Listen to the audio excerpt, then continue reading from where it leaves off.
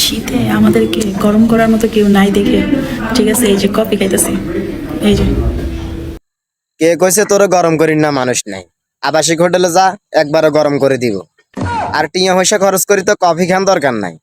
আবাসিক হোটেলে গেলে টিয়াও হাইবি, গরমও হাইবি, সাথে আরামও হাইবি।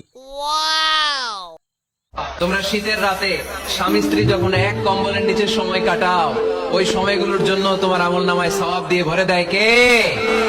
সব দিয়ে ভরে দিত না, বাঁশ দিয়ে ভরে দিব।